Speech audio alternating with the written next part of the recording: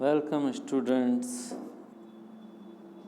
Today we are going to study Ode to Evening by William Collins, which is also prescribed in the syllabus for J. Naran Vyas University for BA first year students of English literature. So, Ode to Evening, as the very name is suggestive, that this poem is an ode, and this is written by William Collins. When we name William Collins, we think that he is one of the poets of transition age. Transition age is between the classic age of English literature and of romantic age. Classic age and romantic age, there lies age of transition.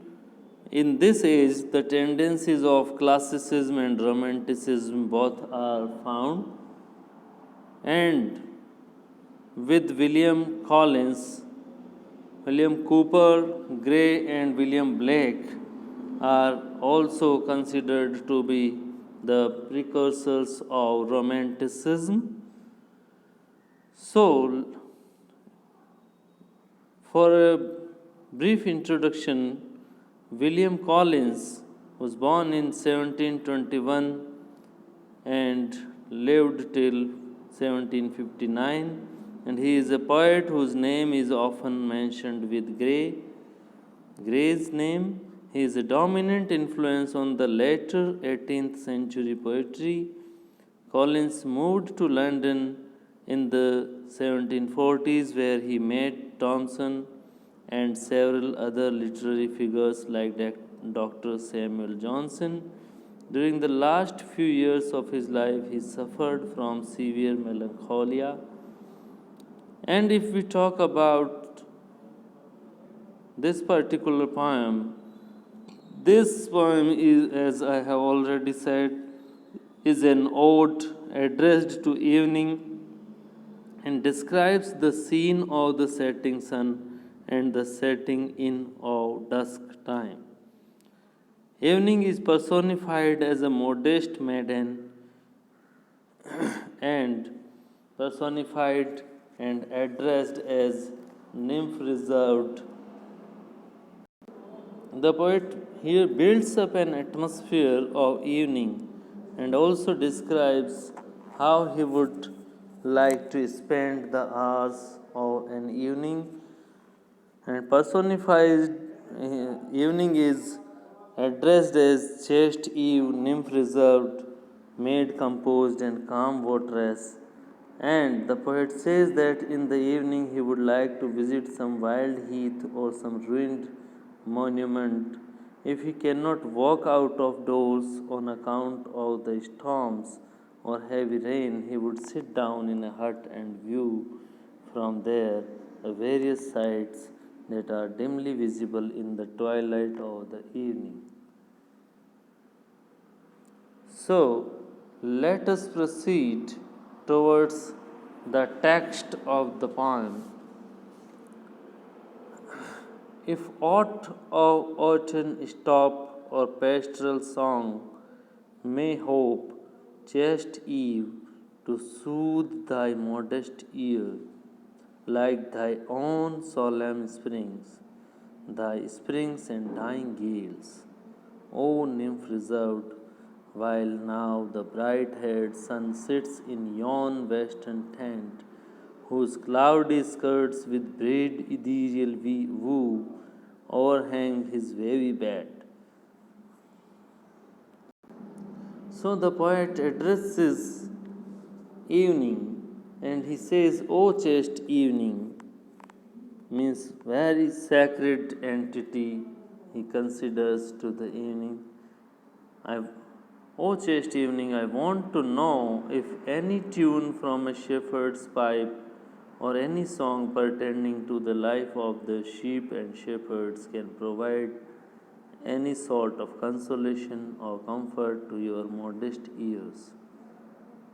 If ought means anything, or aughten stop. Aughten means an instrument which is made of the stem of oat, which can be played, or pastoral song, or any pastoral song related to the life of sheep and shepherds, may hope chaste Eve to soothe thy modest ear. Such song, played on the flute made of the stem of oat, can make you satisfy or console your soul like thy own solemn springs, thy springs and dying gales.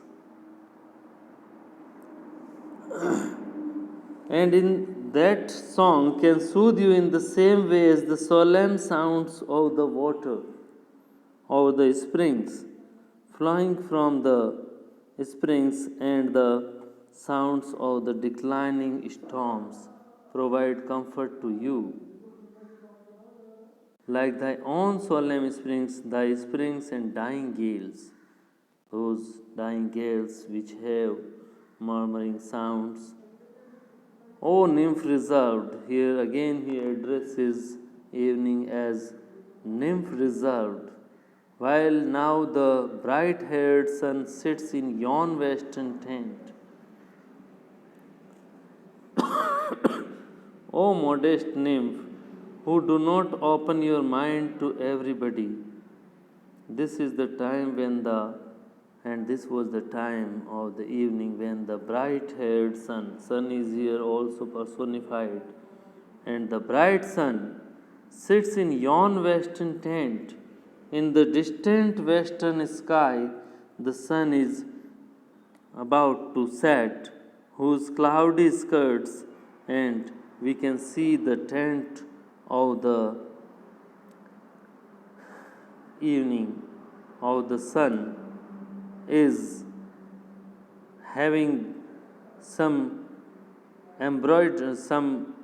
borders which is of cloudy skirts with breed ethereal woo, and which is the light of the sun, setting sun, can be very much visible, and that portion of the sky where the sun is setting looks like a tent, the borders of which are made of clouds.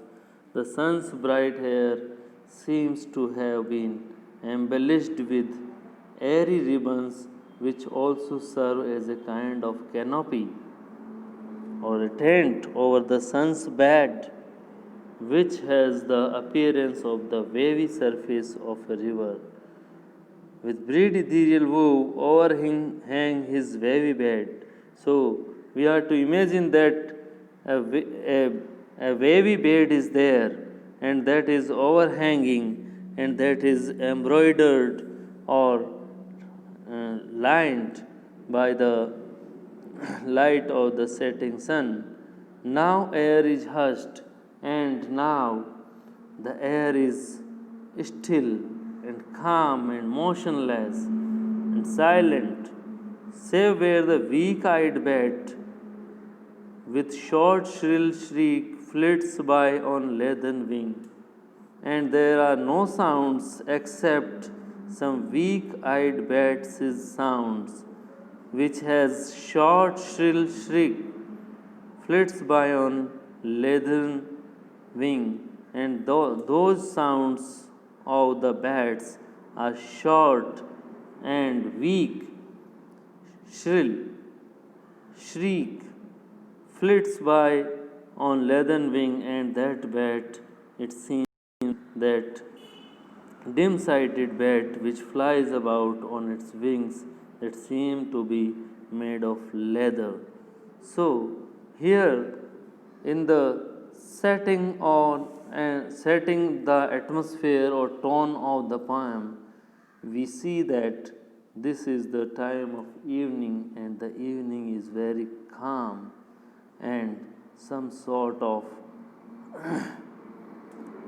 atmosphere is created of calmness and of the setting of the sun, and there no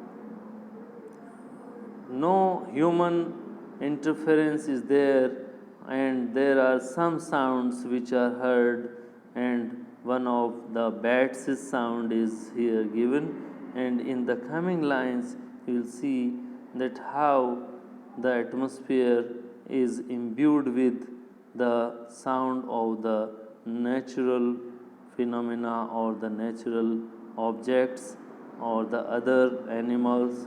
And here we have seen that Collins has personified evening and personified the sun as well, and how the imagery of the sun's bed is there given, and how beautiful are the cloudy skirts and the breed ethereal woo is there. And we can always hear and visualize the scenes given here in the poem. So he has great romantic qualities of imagination, of imagery, and everything. And the characteristic of personifying is one of the classical tendency which is also present here. So classicism and romanticism both go hand in hand in the poetry of the precursors of the romanticism of the poets of his age. So we shall proceed further in our next video, and we will see how the poet develops the poem. Till then, thank you.